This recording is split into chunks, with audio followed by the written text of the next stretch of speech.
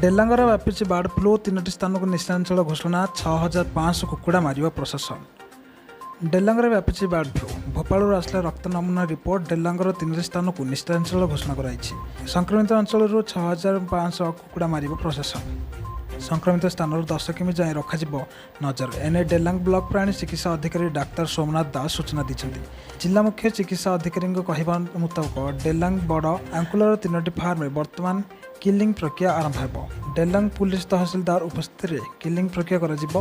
ଘଟଣାସ୍ଥଳକୁ 5ଟି ଡାକ୍ତର ଦଳ ପହଞ୍ଚିବେ। ସୂଚନା ଅନୁଯାୟୀ ଡେଲାଙ୍ଗ ବ୍ଲକ ଅଧୀନ ଆଙ୍କୁଲା, ସିଂହବ୍ରହ୍ମପୁର, ଚାଇଁପୁର, ମୋଟରୀ, ବେଗୁନିଆପଡ଼ା ଆଦି ଗ୍ରାମରେ 20,000ରୁ ଉର୍ଦ୍ଧ୍ୱ କୁକୁଡ଼ା ମରିସାରିଲେଣି। ଅନେକ ଚାଷୀ ଦୁଶ୍ଚିନ୍ତାରେ ରହିଛନ୍ତି। ଘଟଣା ସାମ୍ନାକୁ ଆସିବା ପରେ ପ୍ରାଣୀ ଚିକିତ୍ସା ବିଭାଗ ପକ୍ଷରୁ ଫାର୍ମଗୁଡ଼ିକୁ ବିଶୋଧନ କରାଯିବା ସହିତ ମଲା କୁକୁଡ଼ାଙ୍କର ନମୁନା ପରୀକ୍ଷା ନିମନ୍ତେ ପଠାଯାଇଥିଲା।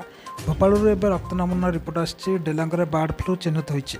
ଗତ ବର୍ଷ ବାର୍ଡ ଫ୍ଲୁ ଯୋଗୁଁ ବ୍ଲକ ବିଭିନ୍ନ ଅଞ୍ଚଳରେ କୁକୁଡ଼ା ମଡ଼କୁ ପଡ଼ିଥିଲା। ଲକ୍ଷାଧିକ ବ୍ରଏଲର କୁକୁଡ଼ା ମରିଯାଇଥିବା ବେଳେ ଚାଷୀଙ୍କର ଲକ୍ଷାଧିକ ଟଙ୍କା କ୍ଷତି ହୋଇଥିଲା। ଚଳିତ ବର୍ଷ ପୁନର୍ବାର ବାର୍ଡ ଫ୍ଲୁ ହେବାର ଧାର କରାର କରିଥିବା ଚାଷୀଙ୍କ ଚିନ୍ତା ବଢ଼ିଯାଇଛି।